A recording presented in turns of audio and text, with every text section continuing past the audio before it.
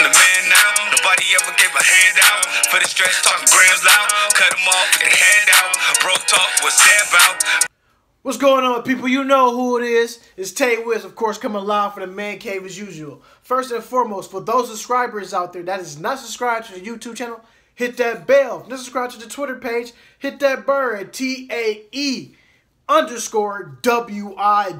for your latest information around the sports news. And of course, the website link is below. I want to get right into it. I'm looking at the Lakers and Spurs games last night. I'm looking at the emergence of a young Dejounte Murray, who has 23 points to go along with 10 rebounds and 6 assists. Great young, speedy point guard who's going to take the point guard spot from Tony Parker. Look, Marcus Aldridge, who also had 28 points and 9 rebounds.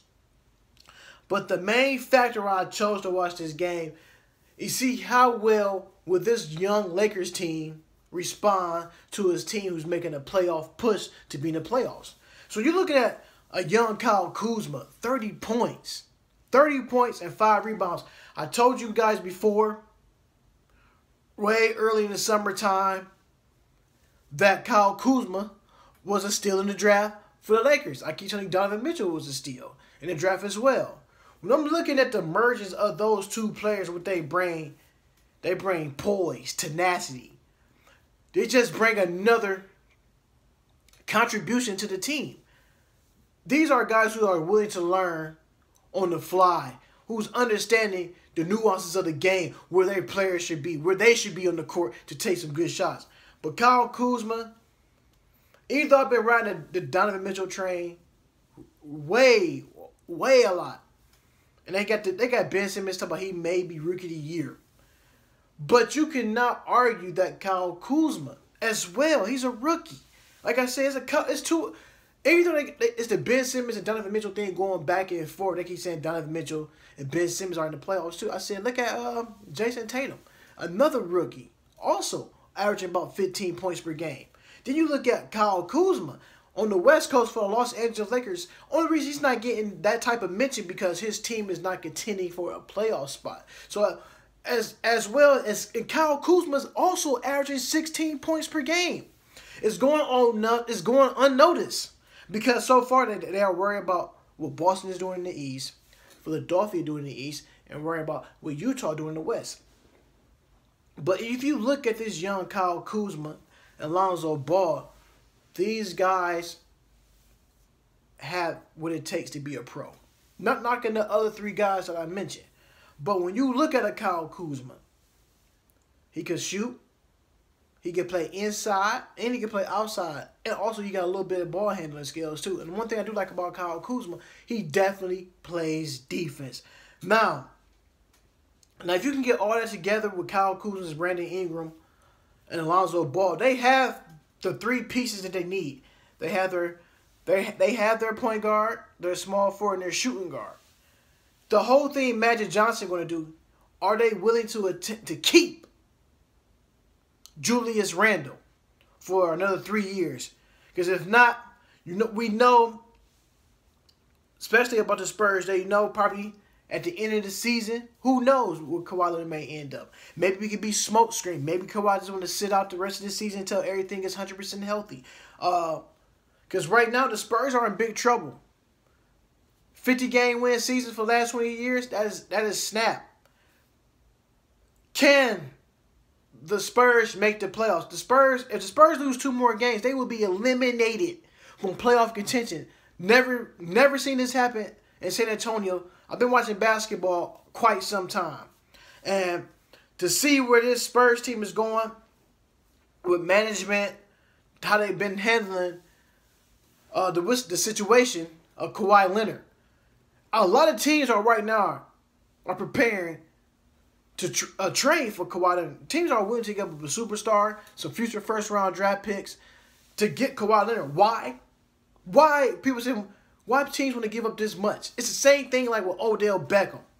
The Giants put out there, I'm gonna go back to basketball, but it's the same situation. You arguably got the best two-way player in the NBA, and you got the best wide receiver in the NFL as Odell Beckham. When you look at Odell Beckham, the Giants said, We are willing to trade Odell Beckham for 2 first-round draft picks. The first-round draft pick for this year, 2018 and 2019. They say they came out today and said Odell Beckham Jr. He's on the trading block. We just want this is smoke screen. I'm not buying that. Anytime a team and the GM come out and say they're gonna put you on the trading block and see what they can get for you, they want to see what team's gonna budge and do it. I won't be surprised if the Patriots say, you know what? We got our quarterback.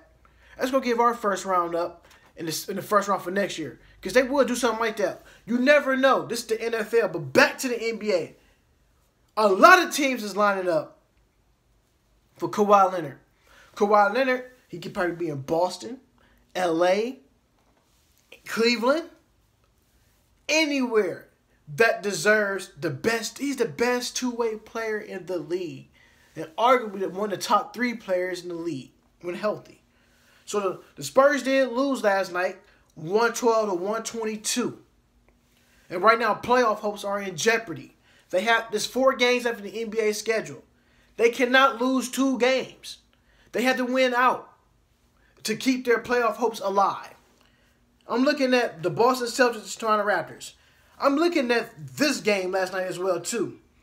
Even though Boston lost 78-96, this team of the Boston Celtics, ever since the Kyrie Irving injury, later on that as well, too. On this injury, yes, this team been winning. But I've seen some of the old traits of the Boston Celtics with the offense days running. I was looking at where Al Horford is taking all these threes. And I keep saying this. I hope the Boston fans and Boston Celtics organization is listening to me when I'm saying this. You have a player. Al Horford is your center. Yes, he can shoot the 3. I don't need him to shoot 6 threes a game. Give me 3. Pick them wisely when you want to shoot them. You can give me 2 in the first half or either 2 in the second half. But you only can take 3 shots. That means you can take 2 in the first half and take 1 in the second half. I need Al Horford to be in the paint, banging with the big guys. Because when he's shooting the 3, who's left to rebound the ball? You're giving up too many defensive rebounds on that end of the floor. I don't need my big man shooting 3s. I need you more of an inside presence. Play inside, outside. We don't need to be playing outside basketball. Especially with your center. And that's why I'm saying right now, and my voice got a little high on this, I'm saying it right now. Al Horford will be traded this offseason. Mark my word. Because what the Raptors did, you got Fred VanVleet, came off the bench with 15 points. Another dark horse for the 6th Man of the Year candidate. We know that Toronto Raptors have the best scoring bench in the league. And I'm looking at DeMar DeRozan. Yes, they won 96-78. Serge Ibaka had his 15, 17 points. I'm looking at where DeMar DeRozan had 16 points. He was 6'17". But this is the guy that you said that could take over and do things. He's another player who doesn't need to be spending time behind the three-point line. DeMar DeRozan is not a good three-point shooter. His game, he's a 15-foot assassin. He can knock those down all day long. And Kyle Lowry, this Raptors team, even though they would be the first seed in the playoffs, this team right here has to get it together. Does this team have what it takes to get out the East? Are they a threat to the Celtics? Are they a threat to the Cavaliers? If you ask me, maybe Boston may go home in the first round. But this is LeBron James' conference to lose. I call him LeBron Eastern Conference James. Because everything goes through LeBron James. The thing is, everybody, playbooks and defensive books is planned around LeBron James. How do we stop this guy? How do we stop him from getting to the hole? How do we stop his passes? And the answer is you cannot stop him. The only way you can stop him, the teammates have to have a bad game. Once LeBron James getting them teammates hot, then it's a different story.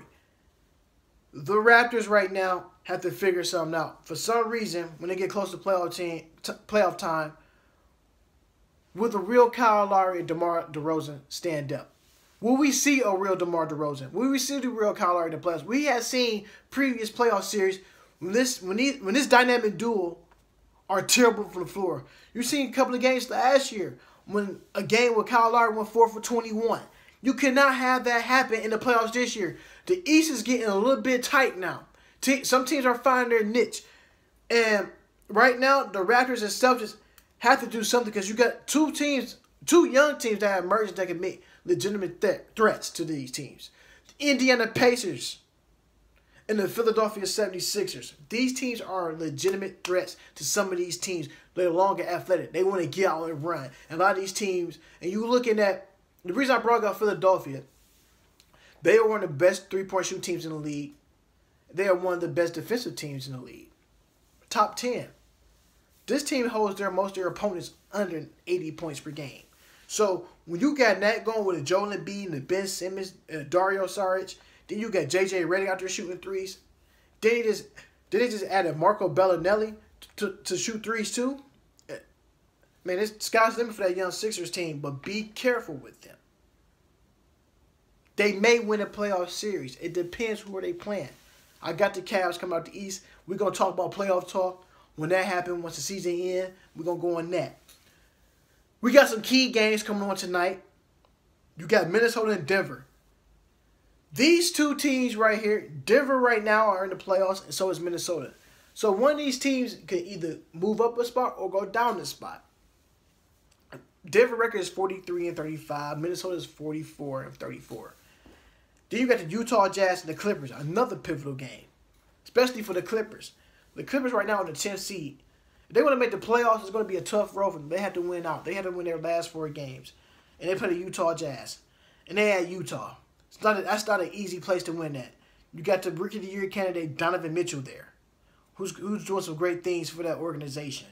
And the Clippers, even though they lost Chris Paul and Lou Mute Richards, some pieces, this team still finding some way can they make a playoff push.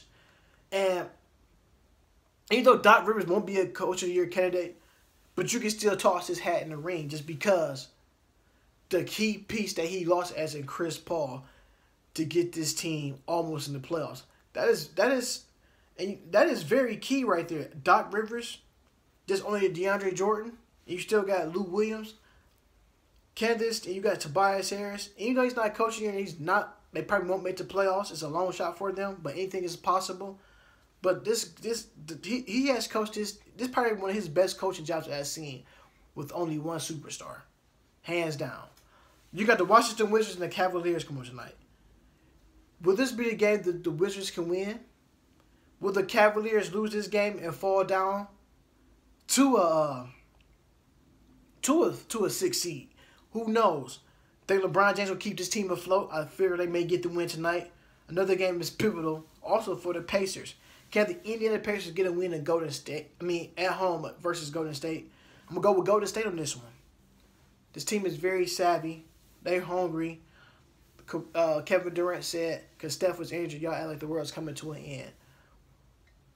When there's no Steph Curry out there, the games are a little bit closer. Teams can key on certain guys how they want to. Because when you play against a player like a Steph Curry, the coaches probably are preaching, stay on Steph. Do not let him breathe. And once that player's trying to stay on Steph the whole game, you know Golden State is going to screen you to death. And you know Steph will come off them pick and rolls. Another person you're watching out for too in this game is Kevin Durant, especially Draymond Green, who can handle the ball. So if you got Draymond Green pushing the ball up the floor, playing the point guard, a point forward, Kevin Durant can knock around them screens too as well. And you got also Klay Thompson, the X factor. So since Steph Curry went down with the injury, Klay Thompson touches has went up even more. So get into the injuries things. I pulled this up. I just want to shed some light on it. So in the Eastern Conference and the Western Conference, you are missing some of your best ball handlers and best scorer point guards. I'm going to start with the West first with Steph Curry. So we look at, somebody told me that Steph Curry is not injury prone. I beg to differ that. So when I'm saying that sprained left MCL, that is March 23rd. He got that in 2018, but that's the recent injury. I'm going way back into his injury pool since he came into the league. So I'm looking at November 19, 2013, a concussion, missed some time with that one. You look at February 22nd, a sore right ankle. Missed a couple of games with that. That's why he's wearing the thick ankle braces now to protect his ankles. You look at December 30th, 2015, the bruised leg. He also missed games with that. Then you also go to April 16, 2016, a sore ankle. So you can look at a sore ankle. Then you go to March 24, a sprained knee ligament. Then you go to January 27, a sore left quad. Then you go back to April 7th, 2017, left knee contusion, missed some games with that. Then you go November 12th, 2017, right thigh contusion. You go to November 26th, a right sore hand. November 30th, a right hand contusion, missed games with that as well. Then you look at December 2nd, right hand contusion. Then you look at December 4th, 2017, sprained ankle. January 10th, 2018, sprained ankle. Then you go to March 2nd of this year, a tweak right ankle. Then come back again, March 8th, sprain, tweak ankle. Then you go to March 23rd, sprain left MCL. So I'm looking at all this as Steph Curry injuries. Everything being either his right hand on his shooting hand, tweaked, or has sprained his ankle. And all this stuff is coming on the right ankle. So I'm looking at how healthy would Steph Curry be when the playoff starts? A sprained left MCL. This is the same injury Kyrie Irving had in the first go-around in the trilogy of the Golden State Warriors and Cavaliers NBA Finals matchup. He had a sprained MCL. He came back with the sprained MCL and cracked his kneecap. It was done for the whole NBA Finals. So, when I'm looking at Steph's injury, they say he's going to miss the first round. He may be back second round. But the whole ordeal is that Steph Curry's injury prone. Ankles are nothing to be... Feet, ankles, and knees are nothing to be played with in the NBA. Injured knees, ankle, the same right ankle over and over and over again. You keep spraining that right ankle, that tissue becomes soft. That muscle tissue softens up and becomes more looser. So he got the ankle brace on to stabilize the ankle. So with Steph Curry missing all of these games, yes, he's going to go through some practice and shooting rounds. He's not going to be the same player once he comes back from this injury, because you got to get caught back up to game speed. You got to do this. And the one thing about Steph Curry and these ankle injuries, the opposing team is going to make him run on defense. They're going to make sure he go fighting through picks and screens so that player on the opposing team can get their shot. Do this team has enough to take their team back to the Western Conference Finals? Absolutely. Which team would dethrone this team? Will it be the Portland Trail Blazers? Will it be the Houston Rockets? Will it be the sneaky OKC Thunder? This is what their game is predicated on. That whole coaching staff for the Golden State Warriors, that offense is run through Steph Curry all day long. Kevin Durant is the second option. We know that. But with these injuries I'm going to be playing with. Steph Curry, if he keeps spraining his ankle, man, he's going to have a short-lived career. I mean, to be honest with you, man, I give Steph Curry probably another 3 more years in the league before them ankles get really shot. Not wishing nothing ill on him. This is just what I'm seeing from these ankle injuries. You're seeing a lot of guys retire from ankle injuries, bad feet. Larry Bird retired with bad feet. Steph Curry's father, Dale Curry, retired with bad ankles. And right now his brother is out too with a bad ankle. So This is just a family trait in the Curry family. So I would give Steph probably another 3 more seasons, probably 4 at the most, before he called it quits due to the ankle injuries. Because it's going to be tough. Because he's going through so many ankle injuries. There's not one time that he probably woke up at his house saying, man, my ankles are sore. So you got to do whatever it takes. That's why he stayed loose and running and with the resistance bands. You got to keep them ankles loose. So I know every time after he play a game, he going to have to rest his feet because the ankle muscles get loose, tight. Another person I want to talk about. And I got this. Somebody inboxed me this. About Kyrie Irving injuries. And I'm going to say somebody on there because I did want to talk about this. And somebody, he must have been reading my mind. Shout out to my guy Fred out there. He the chef at the Black Box Fix. Go over there and get y'all some food over there. And I'm looking at what he said to me. He's like, yo, hey, Tay, I need you to talk about the Kyrie Irving injury. Since he's like, hey, you notice that Kyrie Irving always is injured with no LeBron James. Now, you know what? I sat back and I thought about what he said. I said, you know what? He's definitely right. He's definitely right. So we're going through the Kyrie Irving injury history book. So I'm looking at Kyrie Irving injury. January 2nd, 2014, sore knee. Then you go to March 16th, 2014. He had the left bicep. That's why he wore the shooting arm, man. Then you go to December 11, 2014. He had left knee injury. Then you go to December 28th, left knee contusion, still left knee.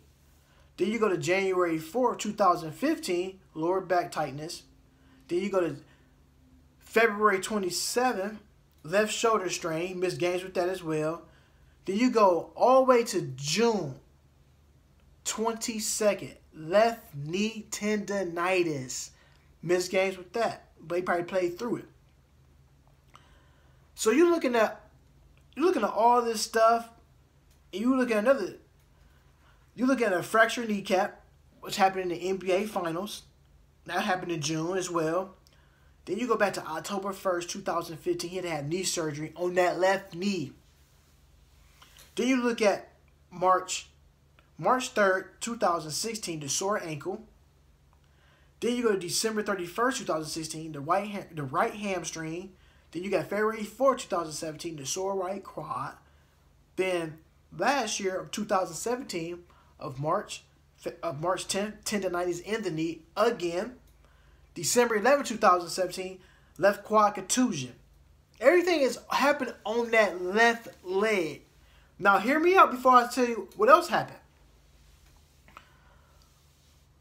January 17, 2018, sore left shoulder. Everything is happening on Kyrie Irving on the left side of the body.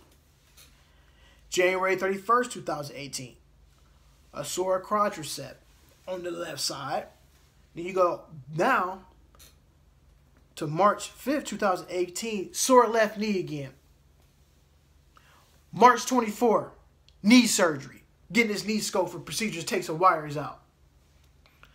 So now looking at all these left knee injuries, Kyrie Irving had about 9 left knee injuries. This would be his second knee surgery.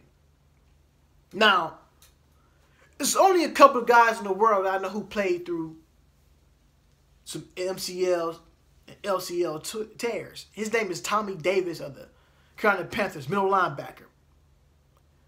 This guy had about 6 surgeries, playing on bone. And he's playing a contact sport, a hard-hitting contact sport. And he's playing on that. And the reason I'm saying that because when Tommy Davis retired, or maybe get into his 50s and 60s, he's going to feel that pain eventually. I hope not, but eventually he will feel that pain. And what I'm getting at with the Tommy Davis injury, this is a rare type of guy out there. He's playing football at 110% speed. He's going all after it, going hard every Sunday on football, on bone knee. LCL and MCL tears is nothing to play with. I'm looking at Kyrie Irving injuries. Not only his injury, but a Tommy Davis injury. Only Tommy Davis is playing a contact sport. He is the hitter, not the hittee. So when I'm saying the hitter, he's hitting people. But at the same time, some people's hurting him too. You know, you get injured on some freak accidents, divots in the grass, stuff like that, chunks of the grass coming out, your cleats getting caught in the grass. But I'm looking at Kyrie Irving, left knee, whereas he does a lot of dribbling, he controls the ball, a lot of torquing and moving that kneecap. And before he got traded, before he got traded this past summer,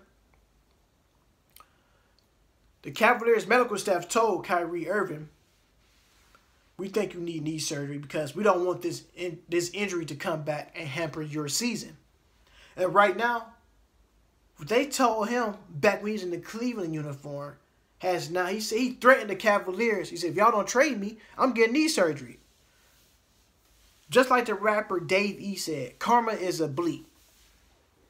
Be careful what you wish for, because you never know what's going to happen in the future. Quote unquote, Dave East. But you look at the Kyrie Irving's significance of this injury, what he said came back and bit him in the butt. Because now, not only he's going to miss the first round of the playoffs, but second of all, he got to get a second opinion from a doctor saying that he may miss the rest of the season. Anytime you get a second opinion from a doctor, you know that's not never good. Any platform of sports that you play, anytime you get that second opinion from a doctor, and they haven't said anything about it since then, and just by me knowing what's going on, sitting back and listening to all this stuff on medical history through players, through professional athletes, men and women, in sports, when you get that second opinion, it's never good. Listen to the Boston media sports outlet out there in Boston, hearing that they're saying that they don't know the status of the Kyrie Irving injury. Sound like what happened to him in Cleveland, he fractured a kneecap. He had to get surgery, and he missed a lot of games the following season. It's the same thing. It's the left knee acting up again. And Kyrie Irving is a great ball handler, a terrific basketball player. I want to say thank you for hitting that shot, too, for the Cleveland Cavaliers, my hometown city. But at the end of the day, you got to take care of your body. You cannot play around when them doctors say, hey, I think you need to get this surgery. He went out of Cleveland so bad, he threatened him saying he needs surgery. Now, guess what? Playoffs start next Saturday. And we still haven't heard anything else about the Kyrie Irving injury. And it's funny because I'm looking at like a LeBron James. Never had a significant injury besides probably had the cracked cheekbone he played with the face mask on. And this guy is very rare. Never had an injury, but he's also playing at a full go. And the reason why my guy Fred sent this to me over from the Black Box Fix, yeah, go on there and get y'all some good food. They got some good food over there. The reason I'm saying this because Kyrie Irving is injured the most with no LeBron James by his side. Sometimes, I want to say this to all you athletes out there, sometimes you got to put your ego aside. I know some of you guys want to win it on your own and do your own thing for branding. But when you get a player like a LeBron James or Tom Brady, these are once-in-a-lifetime type players. These are Hall of Fame type players. Kobe Bryant's of the world as well. You have to put your ego to the side because these guys know what it takes to get your team over the hump to win a championship. Kyrie Irving didn't want to be son no more. I can understand that. But when you win it and going to the NBA Finals for the last 3 years in a row that you was part of Cleveland, you got to realize, and I'm going to shed light on this to all the Cleveland fans and NBA fans all over the world. When Kyrie Irving was on the Cavaliers and LeBron James and the Miami Heat, how many playoffs did the Cavaliers go to?